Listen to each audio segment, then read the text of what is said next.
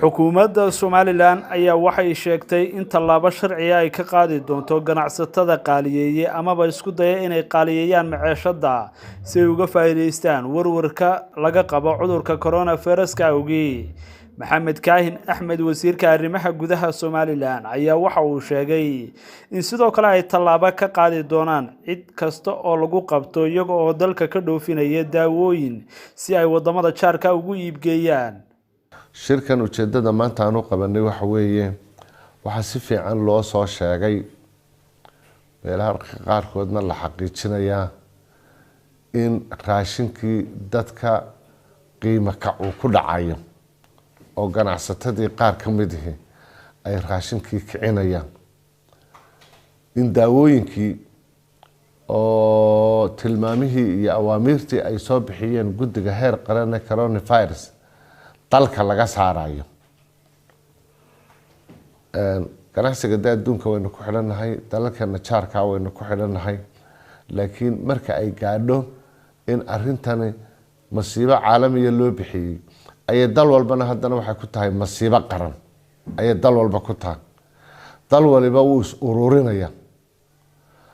ummad kasta oo dal ku nool haday tahay dawladda iyo haday tahay ganacsiga iyo hadii ay tahay shicib weynaha waxa loo wada dhaqmaya si gooni ah si maxaan ku dhahday isku mid ah waxa laga wada midoobaya barnaamijkaas sida loo meel marinayo waayo xanuunkani cid gaar ah ma calaamadsan cid walba uu calaamadsan yahay ganacsatadu maanta iyagoo aad u mahadsan waxa ay sheegeen macal rugta ganacsigu inaanu jirin raashin la'aan waa laba inaan raashinka qiimo koror ku kordhayna aanu jirin waa saddex cidii raashinka qaali garaysa in ay ganacsatada iyo rugta ganacsigu dawladda kala shaqeynayaan sidii dadka tallaabo looga qaadi lahaa maanta oo kale waa qaran hawl culus ku jira oo inuu adduunyada la wadaagno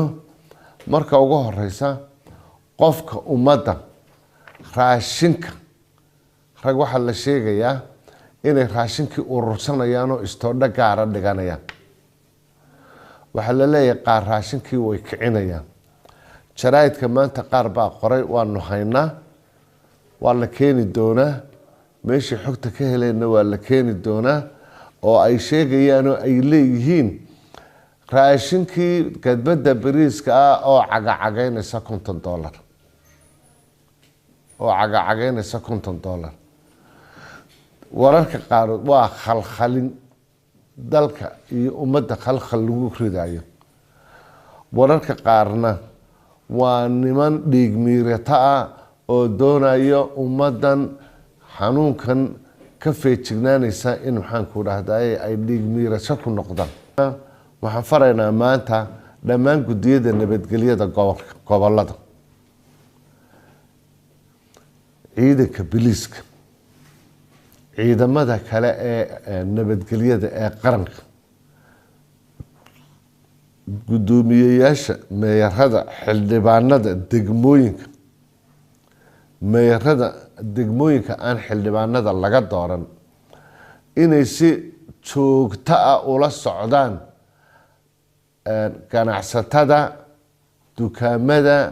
bakhaarleyda qiimaha raashinka lagu iibinayo cid allaale iyo ciddii maxaan ku dhahday lagu arko in ay sicirkii kicinayaan in tallaabo laga qaado in sharciga la hortaago in ganacsigooda la xidho. xasan galayd wararkan cable Hargeysa. adeega cusub ee shirkadda Dahabshiil iyo Dahab haddaba macmil adeegan cusub ee casriga ah waxa uu ku sahlayaa in adigoo jooga gurigaaga ama goobtaada shaqo aad lacag ugu xawishid asxaabtaada iyo ehelkaaga jooga daafaha dunida.